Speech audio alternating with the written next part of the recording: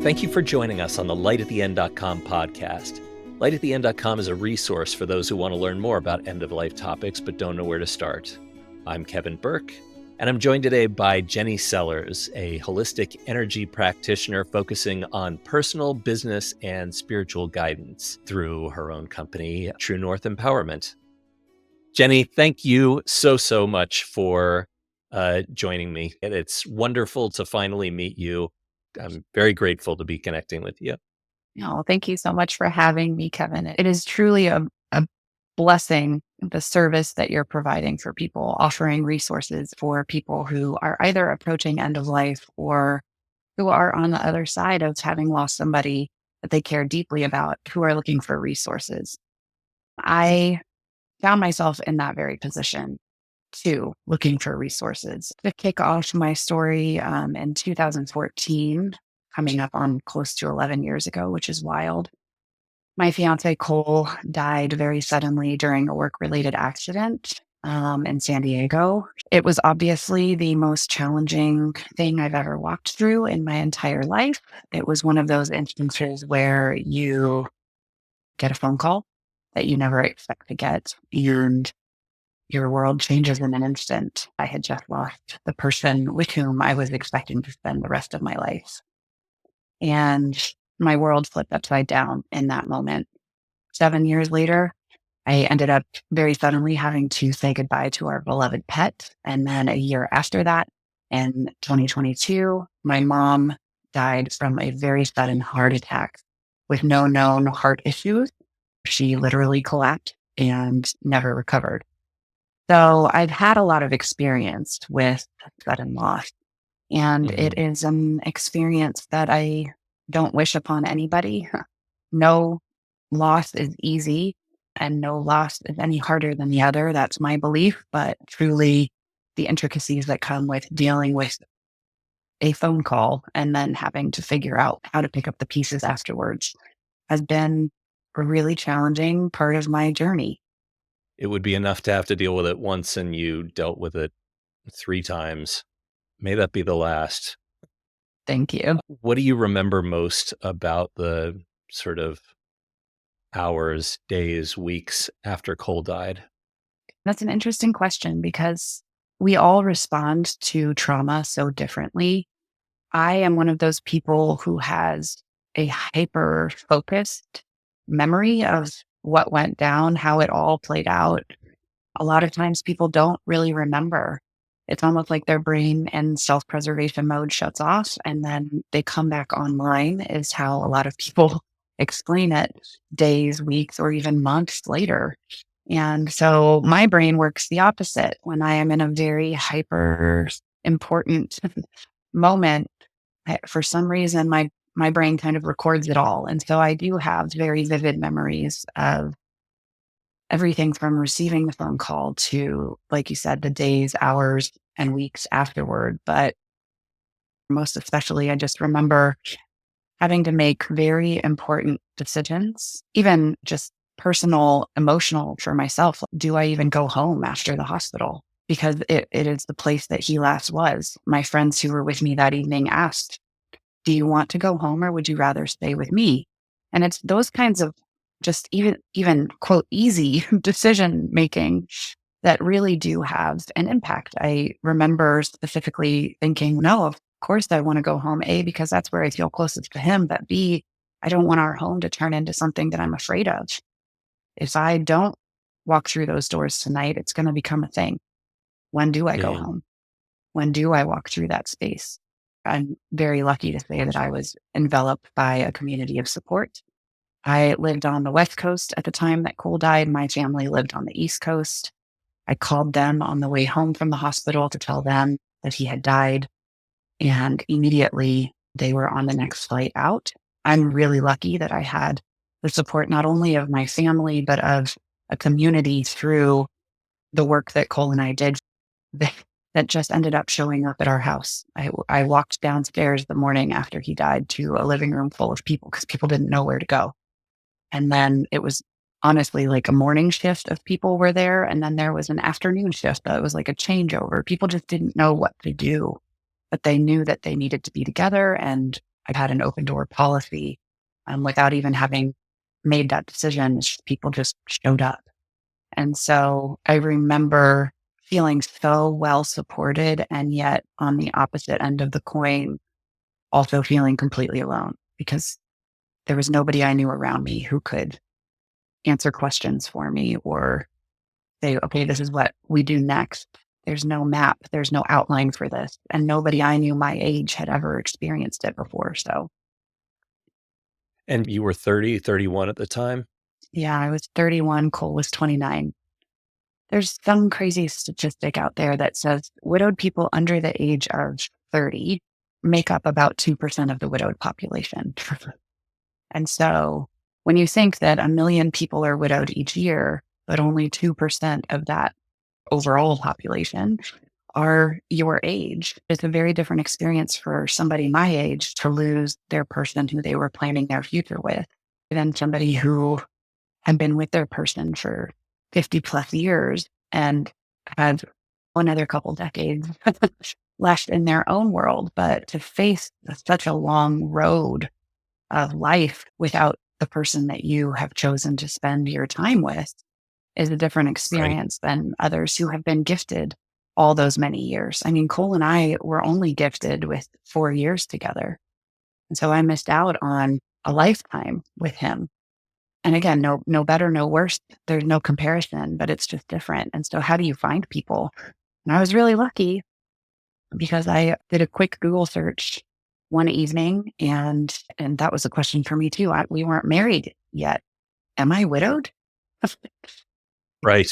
Does that classify as a widowed experience? And to be honest, in a lot of cases and in a lot of support options that are out there, I wouldn't have classified. There are support tools that I was turned away from because we weren't married. And Oh, in wow. that, yeah, in that Google search, I came across something called Soaring Spirits International and the Camp Widow program, which was going to be happening in San Diego within the next several weeks.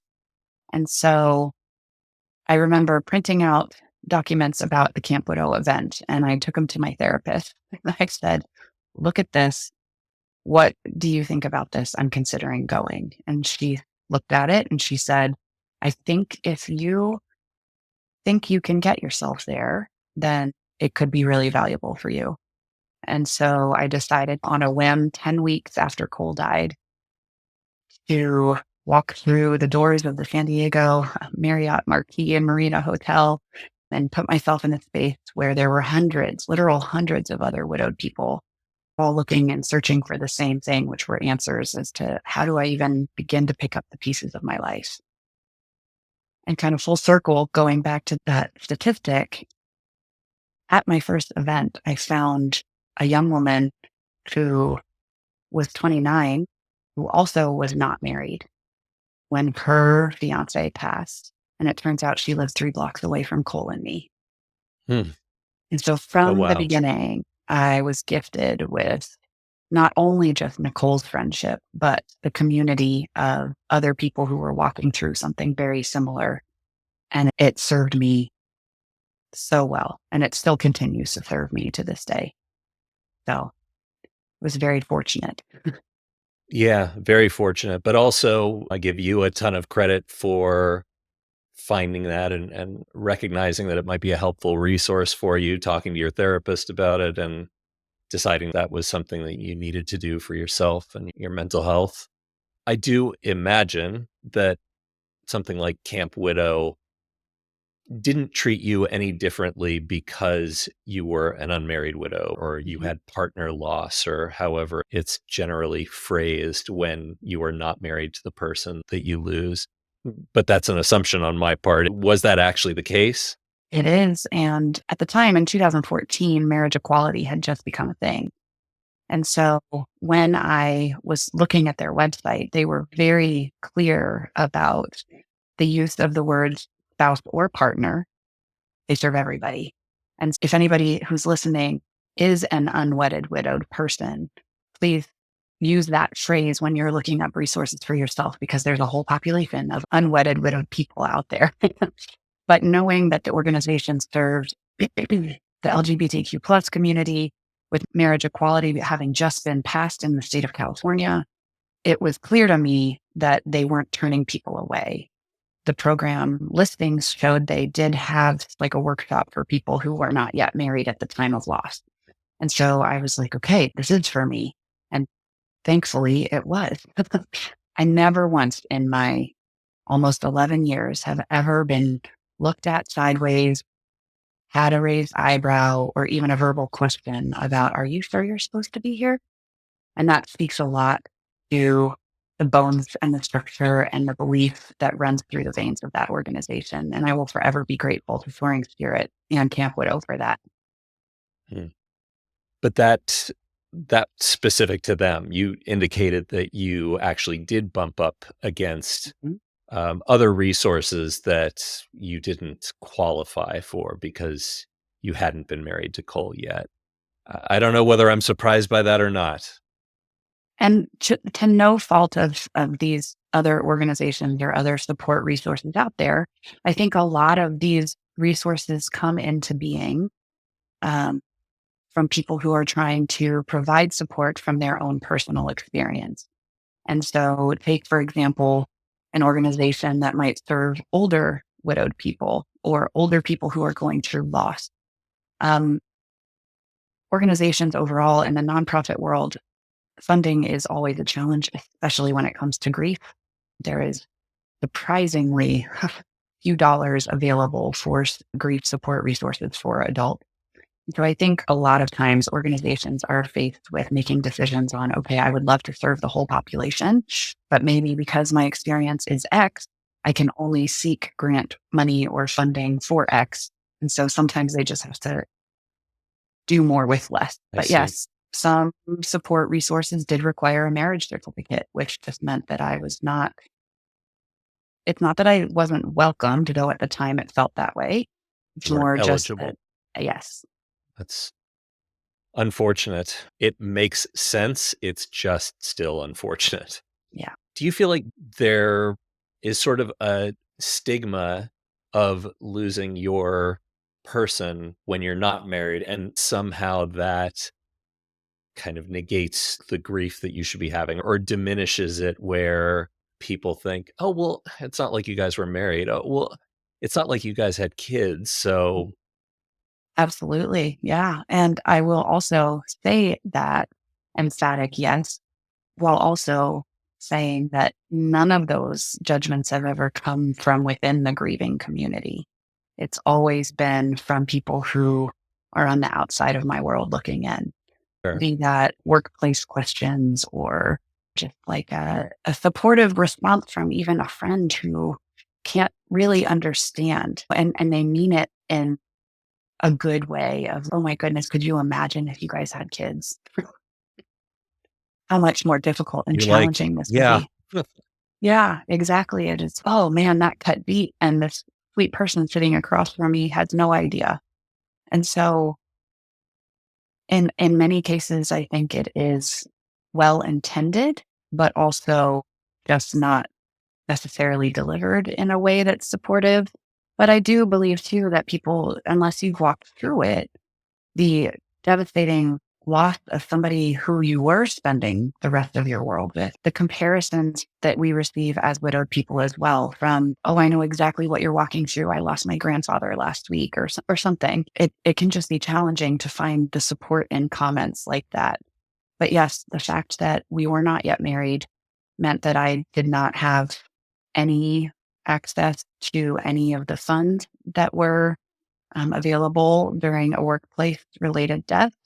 It meant that I had no say on any of his belongings or what happened to them. It meant that I didn't really have a say unless his family invited me to have a say in any of that and what happened to his body after he died.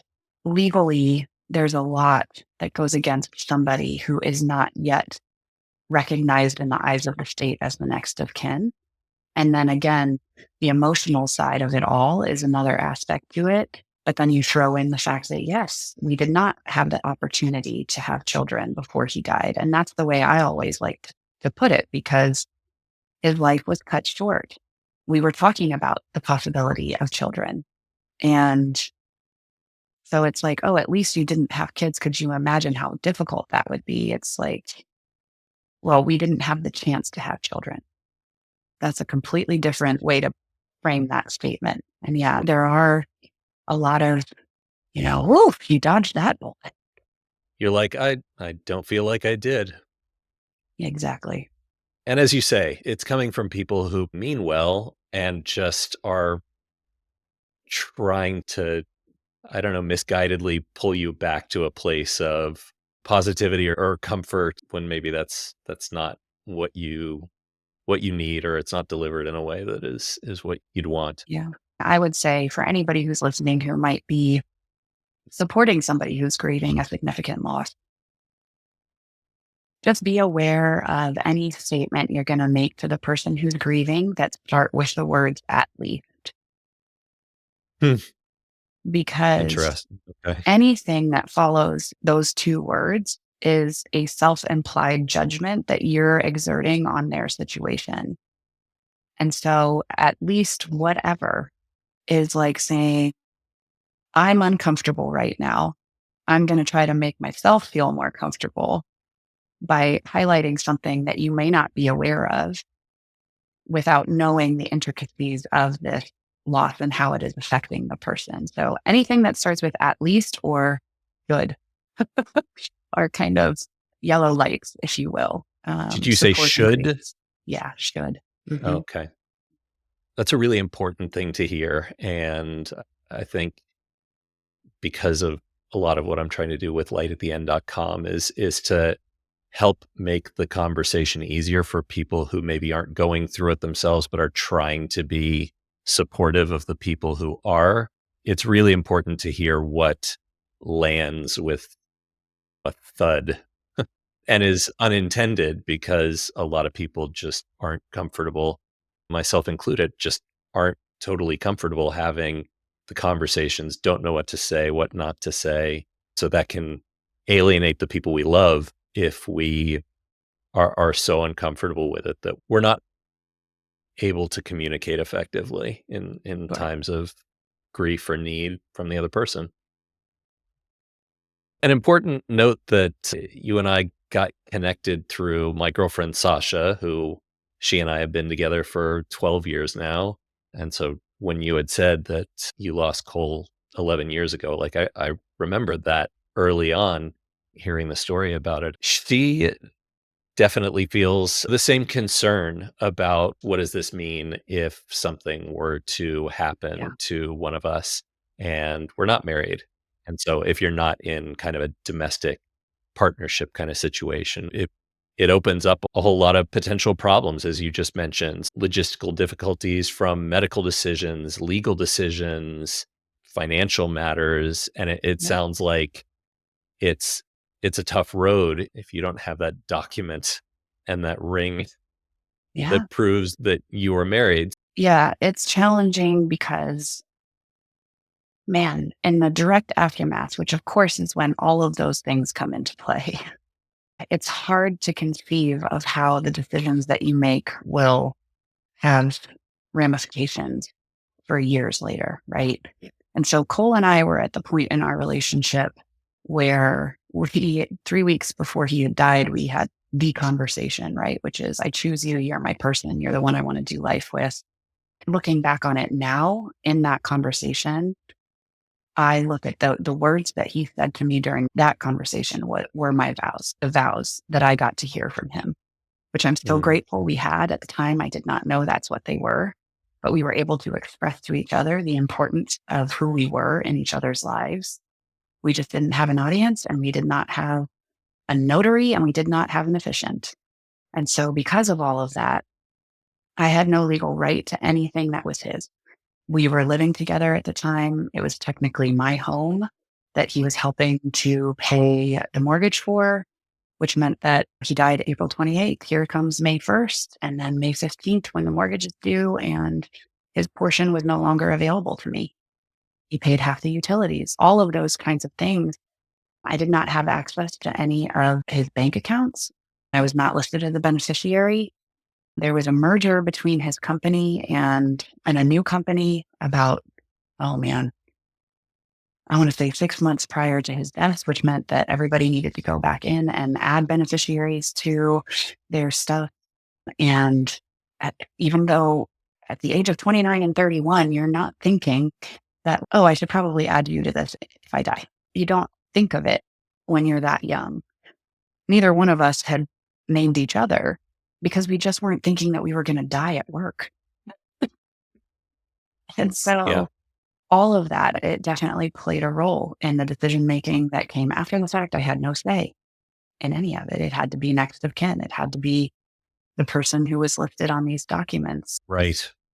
So Right. So you got the original call, but ultimately everything fell to his parents to make all the decisions. Were you included in that? Were you consulted? I was included in the funeral planning and the memorials that we had. I never felt slighted or shunned in that way, which was a great gift because I know very many people who have not had that experience. But when it came to the logistics of dealing with death, even straight from medical examiners, they knew me as his partner, but only until his family arrived.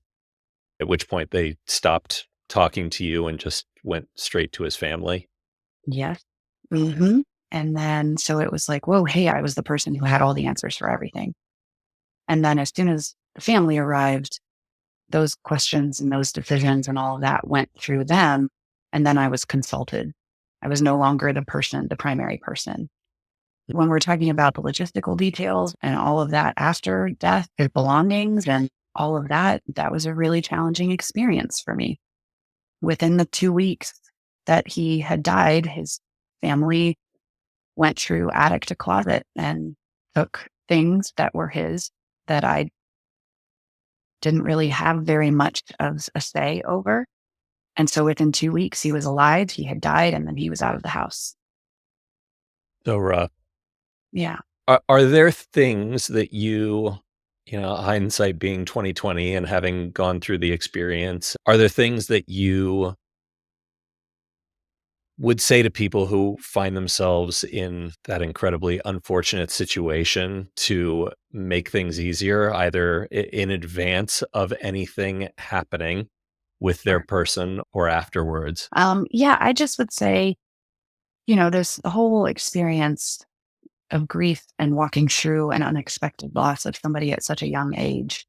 Um, when you're having those kinds of conversations, when you notice yourself in a space where you are really seriously committed to another individual, it's hard to have these conversations, but it is so important so that you don't end up in a space where, like me, I did not have a legal say in anything. And so if we look at it, would you want your person to be left standing there with no say and your resources and what happens to your financial assets, and what happens to your body? Even as partners, we have conversations behind closed doors a lot of the time that involve our biggest fears, our biggest triumphs, our biggest successes, the ways we want to die, the ways we would never want to die, all of that stuff. And in our case, his family knew that as well. So there was no divergence upon whether or not he was to be cremated. But if there had been, I would not have likely been welcomed to have a say because they were his family. He wasn't yet my family in a legal sense. So I think end of life planning is so important, especially when you are choosing to share your heart and your life and your future with somebody. They are hard conversations. Nobody wants to think about your mortality, especially when you're young, but it is of the utmost importance to really have these conversations and have them early whenever you feel like you're settled into your person. Yeah, and let me also just say that even if you're not yet ready with your person to actually grant them access to your financial accounts and where your assets actually lie, you can still do a lot to help them in the event of your death. Have a will that names them as the beneficiaries in a lot of different ways. If you have a trust, make sure that their name is included in all of that. Um, if you don't have those things yet, consider making them. And then if you have to make a change later, you just make a change later. Hopefully that won't happen either. But everything you can do is reversible. But what I walked through is not reversible. I had no control and no power and no say legally. And that's all the banks and that's all the financial institutions. And that's oftentimes all that the family cares about is the legality of the whole thing. Right. Right. Going back to Camp Widow as one of the resources that you said was a really powerful one for you, what was the sort of structure of it? And so Camp Widow well, it had been a weekend long event offered in 3 different cities every year. And so for the last 10 to 12 years, the Camp Widow event is an event that's hosted by the nonprofit Soaring Spirits International, which provides peer-based resources and programs for people who are widowed. And here we are in 2025, that format is changing. Instead of being weekend-long events, though there is still one happening currently in Toronto, Canada every year. For how long that may continue, we're not quite sure. But the remainder of the Camp Widow events are being changed to one-day events in 4 new cities. And so when I was walking through the early days of my grief, it was offered in San Diego, Tampa, and Toronto, Canada annually. Now it's going to be changing locations for one-day events. And the idea is really just to provide a space for those who are grieving, whether that is a recent loss like I experienced. Again, I walked through the doors of my first Camp Widow at 10 weeks post-loss, which allowed me to experience the program from a very tender and raw position, which has also informed a lot of my work with the newly widowed community after the fact. But if you're early in your grief, awesome, get yourself there. If you're 12 years post loss and you're still grappling with some of the aftermath, that does never go away. We will always carry this grief with us. Our person is always going to be a part of our heart. So it doesn't matter how long ago your loss was. They have programming and resources available for people who are well beyond 10 plus years.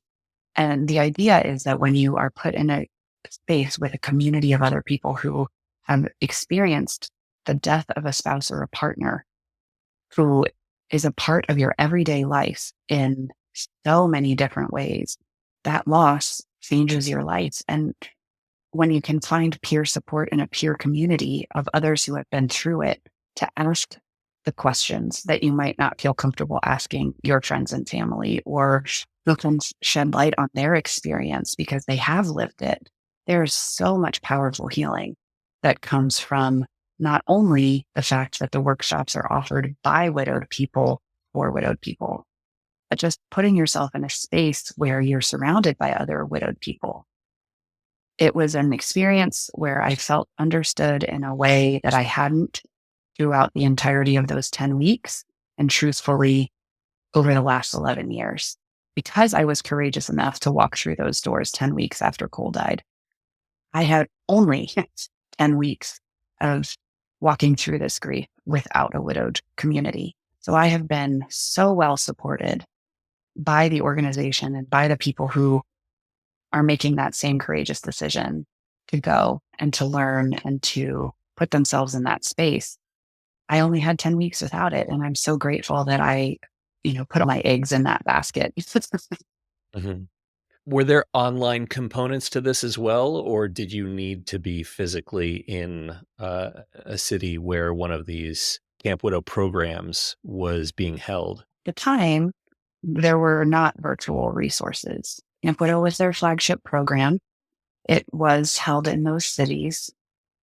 There was the regional social group program, which relied on volunteers. So if there was a volunteer in your area that had somehow been connected to Soaring Spirits who wanted to step up and provide that same kind of safe space in your city, that was an in-person program that was available as well. It's actually where I met one of your previous podcast attendees or guests. Susan Hannafin McNabb was the regional social group program manager for the San Diego group, and that's how I met her. And there were other tangible resources like the newly widowed packet that was mailed to you if you so requested. But there was no virtual component. And that was actually by design for quite some time, because when you're dealing with the heaviness of grief that comes after the death of a spouse or partner, there's a responsibility that an organization has to make sure that the person that you're speaking with, who's right in front of you, who's really struggling, is safe. And so when you're going through a Camp Widow event, we can keep our eyes on the folks who might need a little bit of extra TLC and really make sure that they are sent home with resources and tools, even making contact with family members should they need additional support at home. There's just a lot that you can do when you're in person that when we click off of this meeting, when the computer screen goes blank, it's like, oh my goodness, are they going to be okay? And so Right. virtual programming did not start until the pandemic, at which point we knew we needed to still provide the same safe spaces and heartfelt, heart-led, heart-guided programming, but to do it in a virtual fashion, which created this whole new world of virtual support programming for the organization. So, So how did you go from being a member of the group mhm. to being more involved in a kind of leadership capacity? It was strictly because of my love for what the programs gave me. And so I sent an email to the organization and I said, I received so much from your program, and I'm so grateful for the resources that I now have to rely on through the rest of my grieving life, which will be the rest of my life. And I just said, have you considered some of these updates that might go to the newly widowed workshop that I had attended? And they were very open and they said, why don't you consult with the person who is running that workshop at the time and just see what they think about it? And so before I knew it, I was volunteering. I was pouring my heart into service to the widowed community and specifically the newly widowed group. Again, because I saw the program through such a tender and raw time. And so it just snowballed from there. I then joined Susan as a regional social group leader. And by 2018, I was brought on as the global operations manager. I was the second paid employee of the organization to help with a lot of the um, program expansion that was happening in all different avenues, as well as the Camp Widow program. And from 2018 to 2022, when I left the organization, I was definitely geared towards the how of everything. And most especially, I think during the pandemic was how are we going to turn our programs into a virtual offering that will have the same impact as they do in Sure. person. So after you left that organization, you essentially started your own practice. So True North empowerment is a part of my world that I never saw coming. For those of you who are not aware, True North is it's a holistic offering that I came to honestly. I practice Reiki. I'm a Reiki master. Um, I have a whole plethora of holistic options that I provide for anybody, either in person, online, virtually, who are just looking for a little bit of reassurance, whether that's through astrology readings, card readings, angel card readings, tarot card readings, and combining them all into a space where we can really uncover more about who we are personally and how that affects us throughout our world, whether that's through grief and loss, whether that's through a hard time. Maybe you lost your job or are going through a diagnosis, whether you're just looking for some reassurance. And I say all of that, even hearing it still sounds crazy to me because this was not a part of my world that I believed in.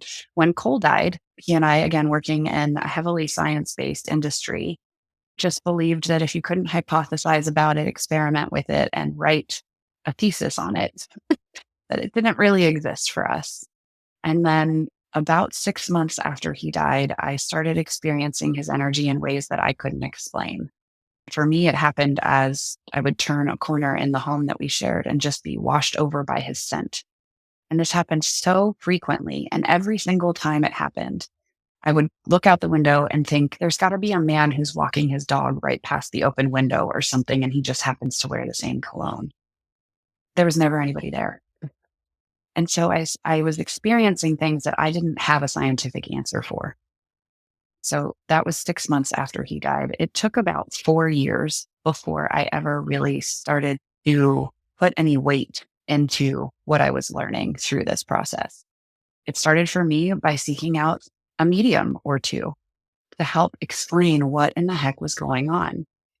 And again, that is something I never believed in. But I was put in touch with a medium who came very highly recommended from a trusted source. And he told me things about even my family that I didn't know, that I sat in front of him and was like, nope, that doesn't make sense to me. Nope, that does not ring a bell. That my parents then confirmed for me after the fact. And so when you have an experience like that, that kind of puts your theory of life and the afterlife on its head, what do you do with that? These are questions that we either choose to look at or we choose not to look at. And 4 years into my grief journey, I really started to look at it for myself. What is it that I believe? Because I'm experiencing Coll, and I know he's still present for me in a number of ways, but how is that even possible? And so I started studying, and I applied a scientific method to my area of study for a completely non-scientific thing. So I basically just said, I'm going to give myself a year to all the questions I have while turning off the logic in my brain. And at the end of the year, I'm going to sit down and I'm going to see how I feel. And that year led me down a path with, like I said, some mediums, studying the energy body and the chakra system through the Japanese modality of Reiki. It led me to a class that I took in London from the creator of an angel card deck. And each step along the way, it was like an added piece to the puzzle. And at the end of the year, I had formed a personal theory on what I believe to be true about light, about death, about the afterlife, about what our purpose is. And I felt more grounded and rooted in an understanding of all of this than I had ever felt the entirety of my life. It wasn't just about how I felt at the end of that year. I also felt much closer to Coll than I had throughout the 4 years prior to this year of exploration. And then it became this calling inside of me to offer these experiences to others who were also skeptical, because I, to this day, can put myself back in that same mindset of there's no way this is real. But my whole approach to it is to meet you where you're at in that and to say, it's okay, let's talk about this. And that call to give back yet again, just in a different form, became a true passion. And so I'm honored to be able to hold that space for people, for those who are questioning, what the heck does all of this mean? I'm glad that you said that about the place that you and Coll both started out was from a place that was very scientific and analytical.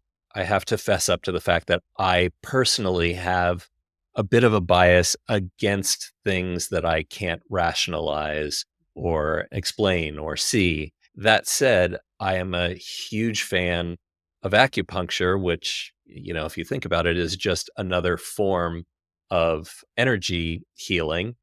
I want for myself and for anybody who's watching or listening to this who is coming at it from a similar perspective of, oh, that's such like woo-woo mysticism or whatever, to understand more and to be able to say, well, shoot, maybe there is a practical application to this, to my life or my situation, my journey.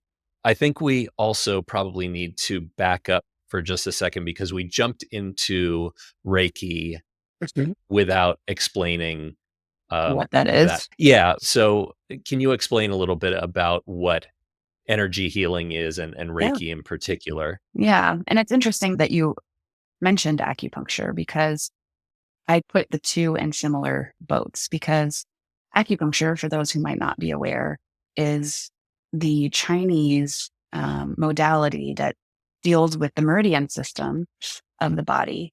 And the meridians are channels for energy. And so through the practice of sticking the tiny little, very thin needles at different points around your body, the goal is to realign and open up some of those channels for energy. I personally have had acupuncture done before. I'm sure you can speak to it as well. It definitely has an effect on the physical body in a lot of different ways. And it's a really Absolutely. interesting, yeah, it's really interesting to think that these tiny needles that are being inserted into my physical body, which are to help release and or unblock the energy that is passing through those channels. That's a really cool concept. Reiki is a Japanese version of something similar, but it is about the balancing and the alignment of our chakra system.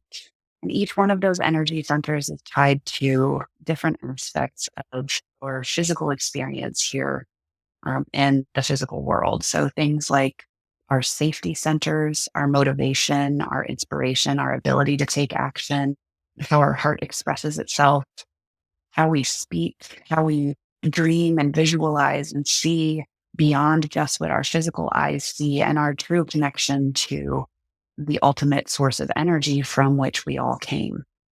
And so our human selves walk around in this physical world where we're constantly being pulled left and right, up and down, and our emotions are constantly in flux, experiencing high highs and low lows. And as a result of just being here in the physical world, our energy body is really pulled in a lot of different directions. And Reiki is the practice of realigning your energy body so that you experience a positive energy flow, just like acupuncture provides from the Chinese tradition. I have studied and I have been attuned to the frequency of energy that is Reiki energy. And so through that, we're able to realign and recenter those chakra energy centers inside of us, which can help us as we make our way through the physical world feel more aligned, more centered, and more grounded. And it's not just about the feeling. There are medical studies that have been done on the benefit of things like Reiki transmissions for those who are going through chemo, how it can have an effect on the physical body in experiencing things like nausea or pain in the body. Um, so there's something scientific to it. It's just that science hasn't yet quite caught up, I believe. And for me, it has strong ties to our experience of grief. It's just a powerful stress reducer in challenging times. So that's how I explain. It is very fascinating when it comes to things like tarot cards or astrology or mediums. Again, I come at it from a very skeptical place. But in all fairness, recognizing I don't have all the answers and there's a lot that I can't explain. Years ago, I was seeing an acupuncturist. This is somebody that I had a tremendous amount of respect for and Mm, trust in. And I'd been seeing him for a while. And one day he said, "Oh, I can tell that you're in a particular kind of mood today because, you seem very purple today," or whatever it was. And I said, what does that mean? mm, And he said, "It's just, I can see your aura." And it's something that up until that point, I would have just completely dismissed as mm. being like, You don't see my aura. I don't have an aura." But I had such a fondness and respect for this person, could tell that the way he was describing it to me, he wasn't trying to impress me. He wasn't Yeah. trying to extract money from me. He wasn't trying to do anything. He just was making an observation, which made me a lot more open to it. Mhm. And I think because he was so successful with helping me through acupuncture already, it really helped me to take a step back and look at it and say, I don't have all the answers. There's clearly people who operate at different wavelengths than I do. If I can just open myself up to the fact that other Mm. people do have pieces of the puzzle that I don't have, I'm probably going to learn a lot.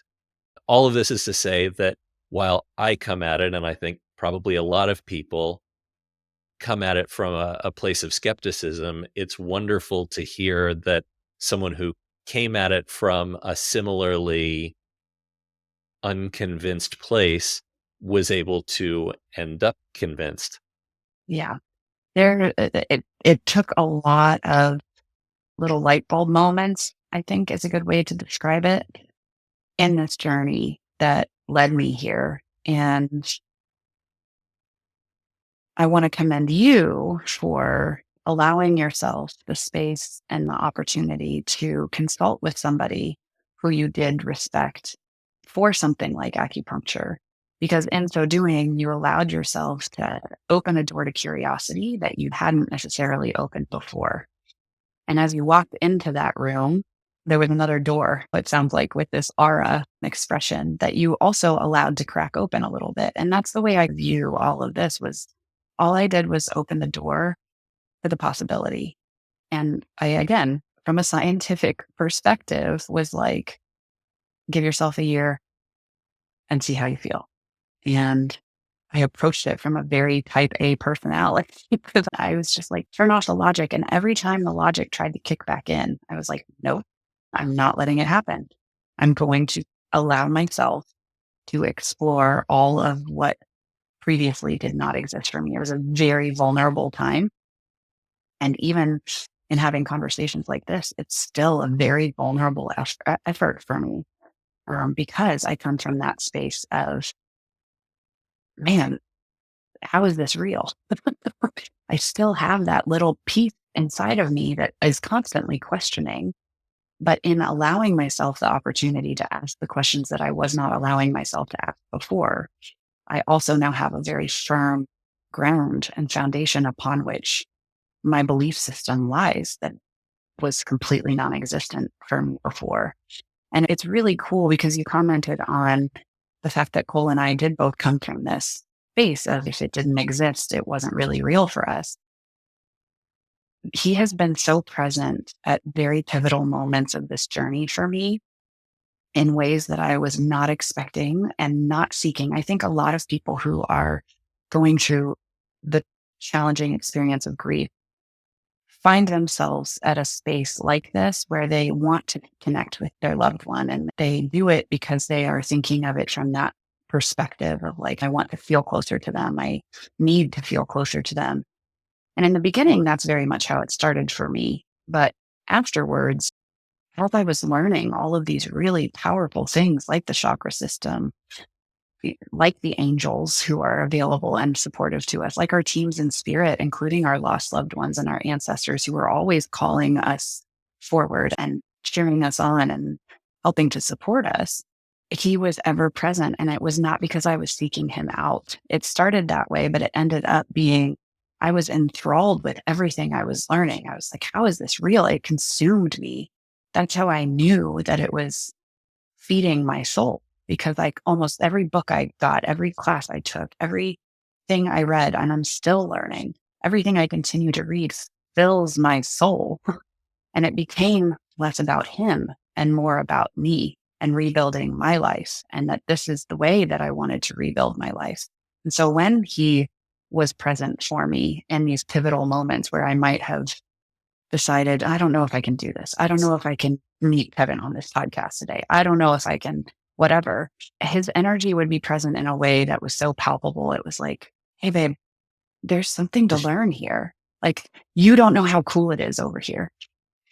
It's almost like he's a guide for me in this. I truly believe that one of my biggest callings in this work is to open the door for skeptics because I still have a skeptical heart from which I came. And Mhm. so to meet people where they're at in these kinds of conversations is really valuable. And I really appreciate the opportunity to do that with you because it's important. Do you feel like people can benefit from energy healing work if, using your door analogy, if their door is closed to it? It Right. sounds a little silly to say it with that analogy. It almost feels like if the door is closed, you're going to need to open the door Yeah. before it's going to work. Again, bringing it back to the acupuncture thing, which I personally feel like gives real tangible benefits. I suspect if you were lying on the table with your arms crossed and feeling like super tense and I'm not going to open myself up to this, then it doesn't matter where you're putting the needles in to break up or try and unblock that energy. You're working against the tide at that point of somebody's stubbornness and disbelief. The first time I sat down with that medium, I walked into my first door opening experience. I did internally come from a space of prove it. My resistance to it melted away as things went on because I was like, whoa, how is this possible? There's stuff he was telling me that is not posted online, that nobody knows, that were inside of private conversations that Coll and I had. Again, members of my family who I didn't even know existed until a phone call with my parents later, things that were inexplainable. And even by just cracking open that door a little bit, yes, I was resistant to it still, but the curiosity is what helped me crack that door open. And from there, it was like the curiosity just built so strongly that it was almost insatiable. I need to be able to figure out what the heck this is. And how can I Mhm. do that? Through learning. And so that's where the whole turning off the logical side and leaning into some of the softer side really served me well, because now I can stand fully on a foundation of answers, of theories of life that I never had before, during which Coll has been a guide for me along the way. Just saying, hey, keep up. Mhm. Yeah. Looking back, were there things that you would have told your younger self that would have made things easier as you were starting your journey? That's a great question. And it's a little challenging to answer because my journey through grief was so well supported from the beginning. Had I not Fair gone to enough. Camp Bordeaux 10 weeks after he died, my answer back would have been like, get yourself in a space where you are in a room with other people who have been through it. Therapists are wonderful. I think therapy, especially in traumatic loss, is imperative, but there's a whole nother sense of a therapeutic environment that comes from peer support. So if you're listening to this and you're maybe several years removed from the initial impact of your loss, find a way to connect with other people who have been through it, because I guarantee the support that comes from that connection is so important. And I say that myself as an introvert. I'm very much an extroverted introvert. I can, you know, sit and have conversations I know in a just group what of you mean. people. Yes. But I am wiped out afterwards and I need recovery time. And I spend so much time introspective about all of this. It's what's led me down this path, like we just spoke about, pondering and questioning and going on that journey by myself. But that would be my key point. Find a way to put yourself in spaces with others who have been through it and peer support. Great suggestion. We'll make sure that lightattheend.com has those resources available to people to access them. So where can people find you? Is it best to connect with you through truenorthempowerment.com? Yeah, that's probably the best way. On the website, truenorthempowerment.com, there's a form that can be filled out just with, hey, I'm looking for more information on this, on whatever. If you have questions, you can send that through the form. You're also welcome to email me directly. It's just Jenny, Jenny, at truenorthempowerment.com. I'm also on Instagram and Facebook, True North Empowerment or Jenny Sellers. There's 1.5 million different ways to get a hold of me. And I'm always open and willing and truly honored to share in these kinds of conversations. So even if all you have is a question about whatever, oh my gosh, I just lost my person and I'm grappling with some of the same stuff you did, could we have a conversation? Absolutely. We can get on Zoom for 30 minutes, no cost, just to talk it out and see where you're at. If you are just starting to question all of the more energetic side of the world yourself and you just have some questions you want to ask, same thing. Get on Zoom, no charge, and then we'll figure out what a path forward for you might look like with some of these services that I do offer. I will always offer free consults. So Great. And as you indicated earlier, it's not just grief, it's any major life transitions or Yes. business transitions. Yeah, that's a great distinction to make. And truthfully, believe it or not, I mean, as entrepreneurs, oftentimes we have this vision of what we want to build and create. And several years down the line, it ends up looking very different than we maybe intended for it to. And so, much like our energy body and our physical forms go through challenges, so too does our business structure. And so, believe it or not, your business definitely has an energy signature all its own. And so it's super cool to get to work with entrepreneurs and like-minded individuals who are maybe struggling with the next big offering or whatever. And when we can get to the basis of what it is that you envision building, what is the energy signature of the business as it is now, and how can we kind of massage that back to where you intended it to be with the program expansion and everything you've experienced between point A and point B. It's a really powerful tool. So I love applying the energetic sciences, if you will, to businesses as well, because there's a lot to be said there and a lot to be uncovered there. I hadn't considered that at all, so I'm glad you referenced that. Yeah. In the boundaries of this discussion about the perspective of someone who went through the loss of their person, not being married to them, having unique challenges that came from that. Is there anything else that you want to talk about before we wrap this one up? Just the reminder in all aspects of the conversation we've just shared in today that you're not alone. Whether it's the grief portion of it, I guarantee you, I've seen the magic happen when somebody who has one of the most challenging grief experiences, who feels like they're the only one who could have ever experienced the death of their person in said way, meets or finds somebody who has either the same or very similar experiences. There's so much magic in that.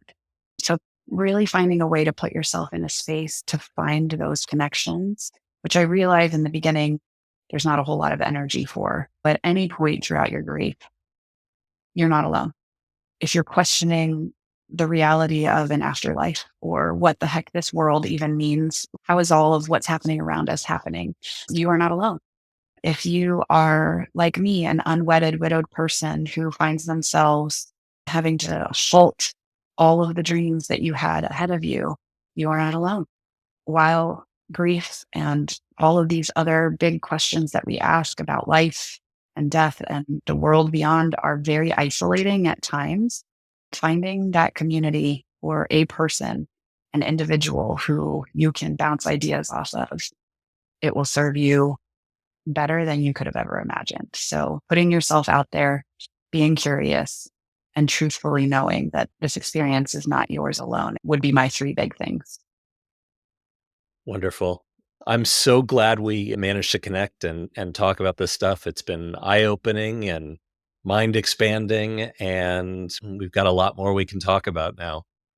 Yeah. Thank you so much again for what you're creating here at Light at the End. It's a very powerful resource for those who need it so desperately. And thank you for answering that call. So doing great work. Thank you. It's my great pleasure. That concludes this episode of the lightattheend.com podcast. Before you go, remember to leave a like and subscribe to the channel if you haven't already. To discuss anything we covered or didn't cover on this episode's topic, leave a comment for me or our guest. And if you have an idea for a future podcast episode or someone you'd like to connect us with, please get in touch with us for that as well. For more end-of-life topics, guides, and resources, visit lightattheend.com. And for those who wish to support what we're doing, visit us on Patreon. There will be a link in the show description and on our website. Until next time, take care of yourselves and those around you. Bye for now.